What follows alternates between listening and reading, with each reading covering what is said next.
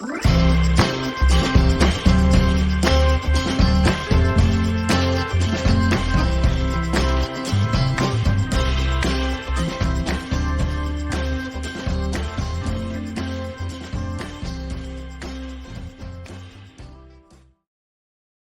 entremos al bloque de electromagnetismo. El apartado A, digamos la opción A, viene solo con un ejercicio de 2 puntos, ¿vale? Es un problema de de cargas puntuales. Por tanto, vamos a seguir todos los pasos. En cada uno de los vértices opuestos de un cuadrado de 1 metro del lado se encuentra una carga puntual de 2 microcoulombios. Calcula la intensidad del campo eléctrico en un tercer vértice A.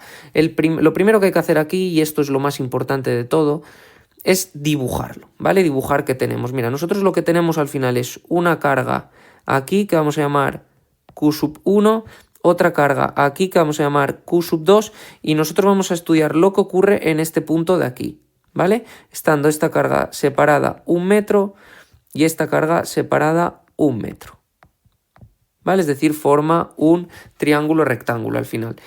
Lo primero de todo es dibujar los vectores campo, en este caso campo eléctrico. Daros cuenta, son cargas positivas tanto la 1 como la 2, por tanto va a generar un campo que se representará mediante un vector repulsivo.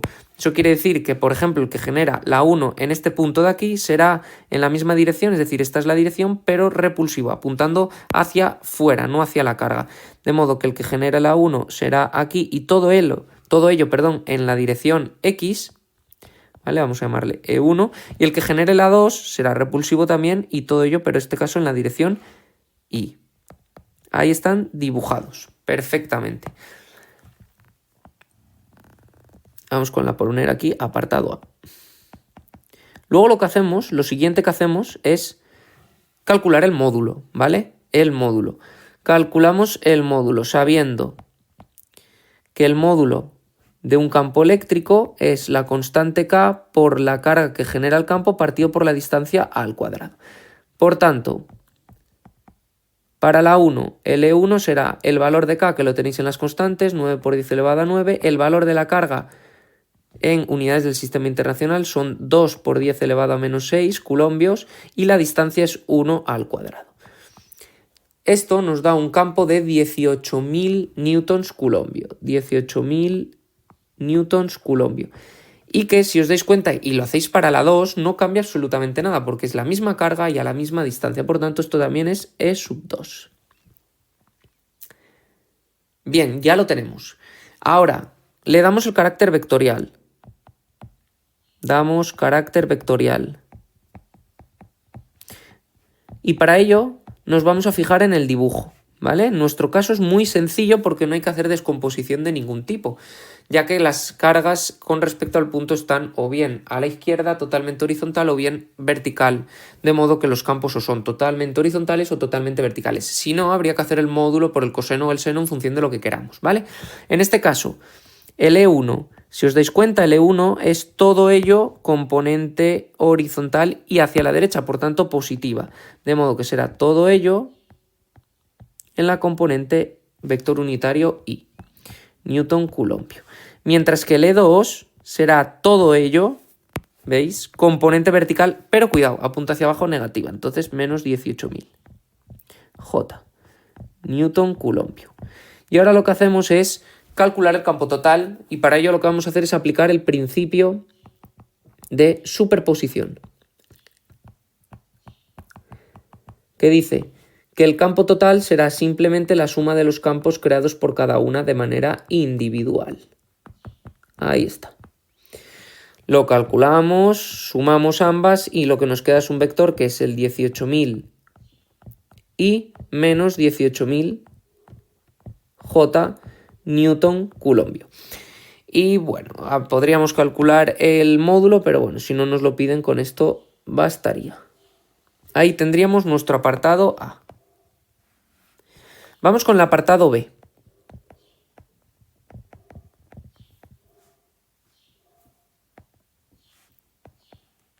El apartado B me dice si en dicho vértice A se encuentra una carga de 2 microcoulombios, es decir, ahora vamos a poner aquí una carga que vamos a llamar Q de menos 2 microcoulombios, Determina el trabajo necesario para trasladar dicha carga desde el punto A hasta el centro. La vamos a mover de aquí al centro al cuadrado, por tanto, al punto que voy a llamar aquí B. Ahí está. Vale. Pues por definición, el trabajo para trasladar una carga desde un punto A hasta un punto B será la energía potencial que posea en A menos la energía potencial que posea en B. Pues vamos a calcular la energía potencial en A y en B. Energía potencial en A será la energía potencial en A debido a la carga 1 más la energía potencial en A debido a la carga 2, que si os dais cuenta es exactamente la misma, porque es la misma carga y a la misma distancia, ¿vale? De modo que vamos a ponerla como 2 veces la que genera una de ellas, ¿vale? Ponemos su ecuación, que es 2 por K por la carga que genera la energía, la carga que la tiene, partido por la distancia que la separa ahí, ¿vale? Daros cuenta que por eso he puesto un 2, porque para la carga 1 y para la carga 2 sería exactamente igual. Y sustituimos 2 por 9 por 10 elevado a 9, por la carga 1 es 2 por 10 elevado a menos 6, la carga 2 es menos 2 por 10 elevado a menos 6, hay que tener en cuenta el signo, muy importante, partido de 1. Y me da que la energía potencial en A es de menos 0,072 julios. Y ahora calculamos la energía potencial en B. La energía potencial en B será la energía potencial en B debido a la 1 más la energía potencial en B debido a la 2. Pero pasa exactamente igual. Daros cuenta que de la distancia de B a 1 y de B a 2 es la misma. De modo que me queda otra vez 2 veces la energía potencial de una de ellas. Me da igual la 1 que la 2. 2 veces por K, por la carga 1, por la carga Q, partido en este caso por X. Donde X, hay que tener cuidado ahora porque X es esta distancia de aquí. Y que hay que calcular. Mirar, se calcula bien sencillo porque con esto formamos un triángulo rectángulo donde esto es 0,5, esto es 0,5, por tanto X, vamos a ponerlo aquí mismamente, X cuadrado será 0,5 al cuadrado más 0,5 al cuadrado. X me sale entonces raíz de 2 partido de 2. Bien, sustituimos 2 por 9 por 10 elevado a 9, por 2 por 10 elevado a menos 6, por menos 2 por 10 elevado a menos 6, partido todo ello de raíz de 2 partido de 2. Y nos da una energía potencial en ese punto de menos 0,051 julios. Y ahora ya sustituimos arriba del todo. La energía potencial en A, menos 0,072 menos 0,051, nos da un trabajo de menos 0,021 julios. No nos manda que interpretemos el signo, pero lo voy a hacer, ¿vale?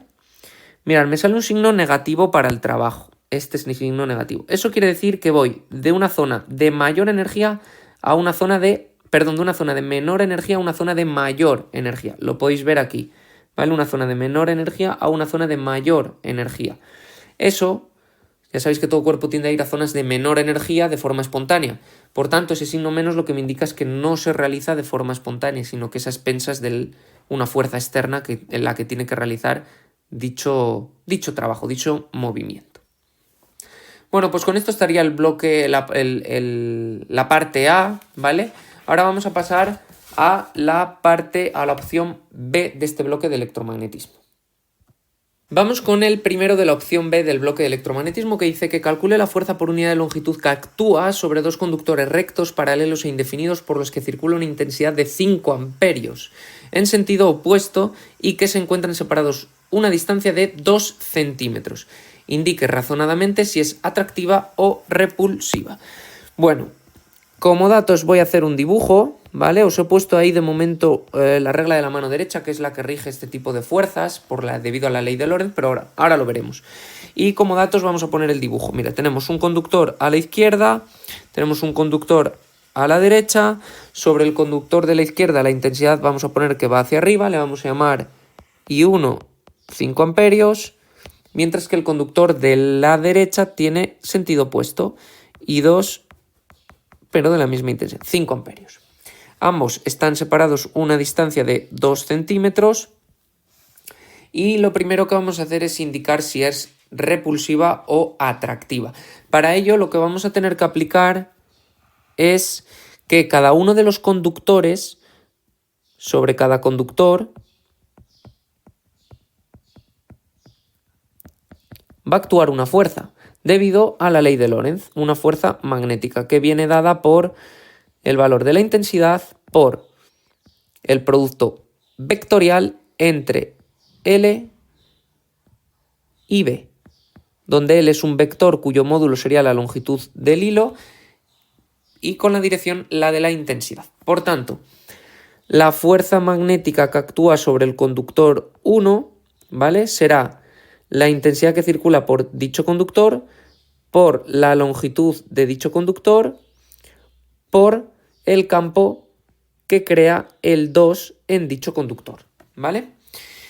Y como L y B van a formar 90 grados, ahora lo vamos a ver todo con la regla de la mano derecha, nos quedaría esa expresión de ahí. Entonces, esto es lo que necesitamos. Necesitamos conocer qué campo crea el 2 en el 1 y el 1 en el 2 para poder luego aplicar la regla de la mano derecha. Mirad, para saber el campo que crea el conductor 2 sobre el 1 tenemos que aplicar esta regla de la mano derecha, ¿vale? Siempre este dedo lo vamos a dejar para la intensidad, este dedo de aquí va a ser el vector que una el conductor donde queremos calcular el campo y el pulgar nos devolverá en la dirección del campo magnético. Por tanto, para el conductor 2 nuestro dedo tiene que apuntar hacia abajo, ¿vale? Debido a que la intensidad va hacia abajo. Este tiene que apuntar hacia la izquierda y daros cuenta que el pulgar apunta hacia dentro de la pizarra, ¿vale? Eso lo que me indica a mí es que el campo sobre el conductor 1 que está a la izquierda, debido al 2, es hacia dentro. Ahí está, ¿vale? Hacia adentro. Y ahora, para saber el que genera el 1 sobre el 2, hacemos lo mismo. Pero en este caso, el índice va hacia arriba porque la intensidad del 1 va hacia arriba, el corazón va hacia la derecha y el pulgar, daros cuenta que vuelve a apuntar hacia adentro. De modo que el que genera el 1 sobre el 2 también va hacia adentro. Ahí está. Esa sería una forma. La otra forma, recordar que es agarrar el hilo, ¿vale? Agarrar con nuestro pulgar indicando la intensidad y en los dedos nos dirán hacia dónde va el campo. Mirad. Para el caso del 2, si lo agarramos, la intensidad tiene que ser hacia abajo y al lado izquierdo los dedos apuntan hacia adentro, ¿lo veis? Entonces el campo sería hacia adentro.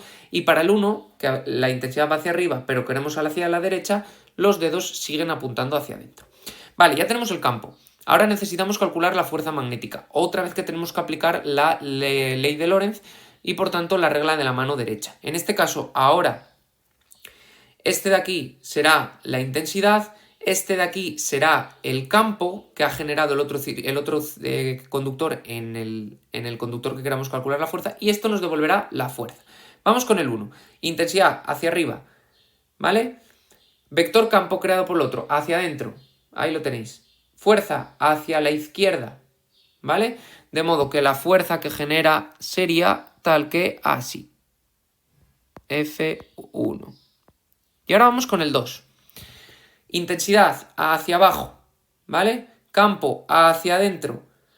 Mi vector fuerza hacia la derecha.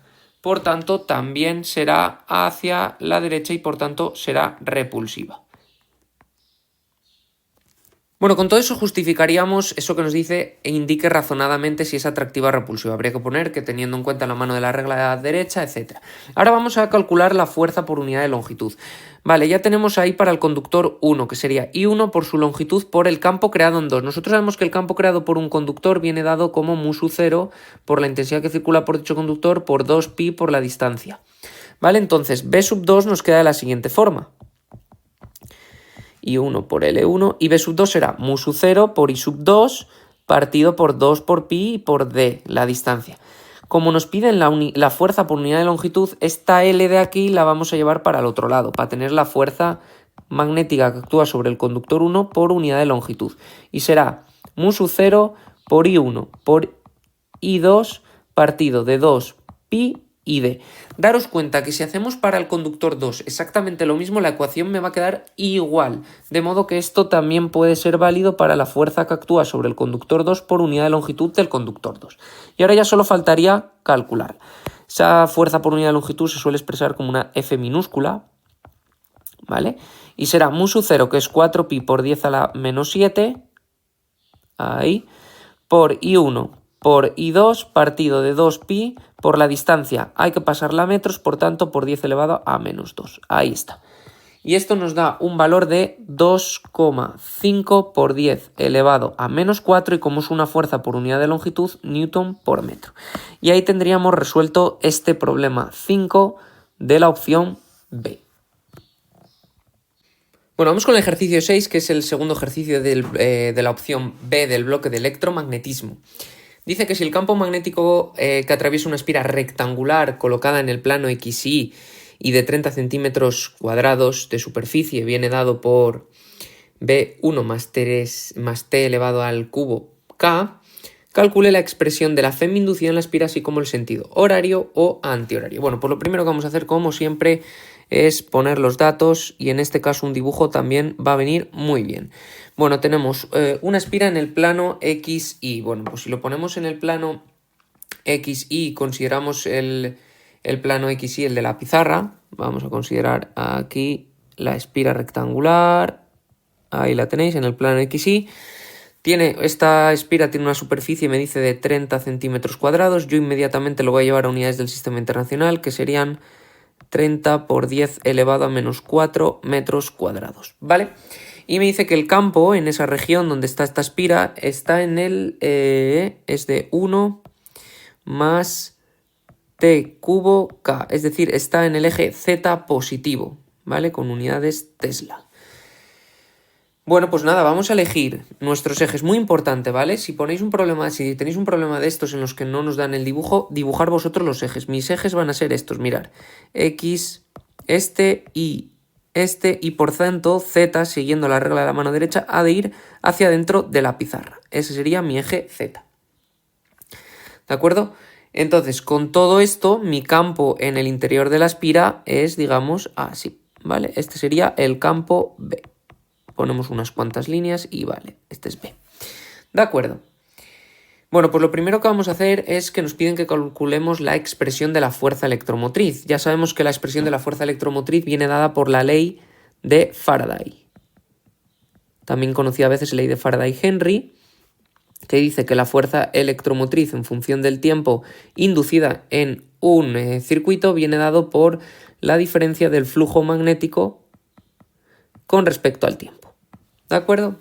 De modo que necesitamos calcular el flujo magnético. Una vez tenido calculado el flujo, lo derivaremos y sacaremos la fuerza electromotriz.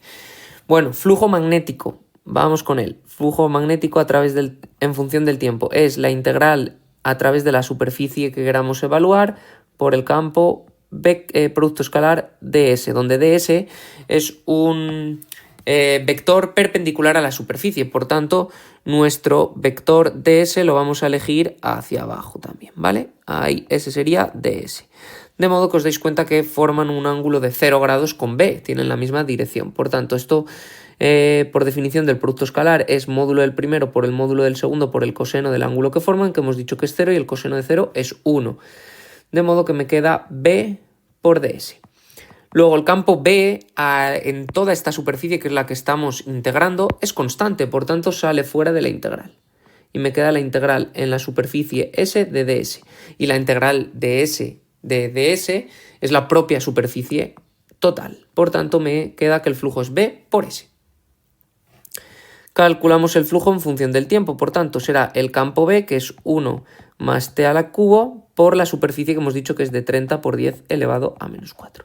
Y esto me queda 3 por 10 elevado a menos 3 más 3 por 10 elevado a menos 3 T cubo en Webers, que es la unidad del flujo magnético.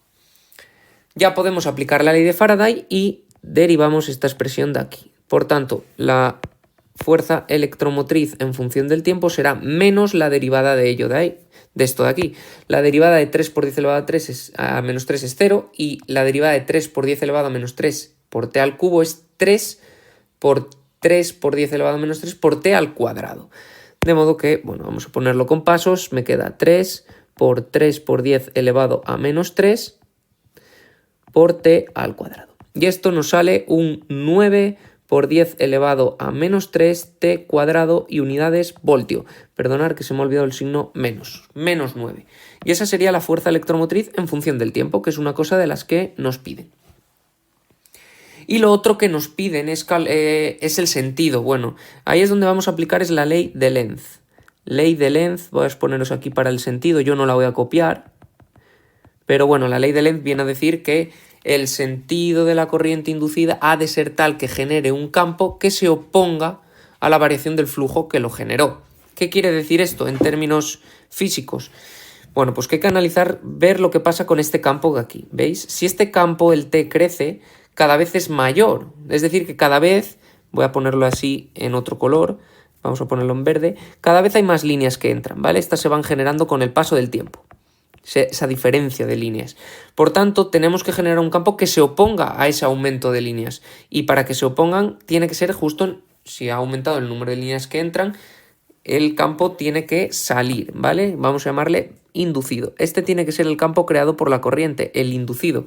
Y para que ese campo sea tal y como os lo hemos puesto ahí, la corriente ha de ser en sentido antihorario, ¿vale? Simplemente para ver en qué sentido tiene la corriente, lo único que tenéis que hacer es el pulgar os mostrará el B inducido que yo he puesto, que tiene que apuntar hacia vosotros, y los dedos os mostrarán el sentido de la corriente. Y esto viene por la ley de Lenz. Si te ha gustado el vídeo, no olvides suscribirte a mi canal, darle a like y activar las notificaciones.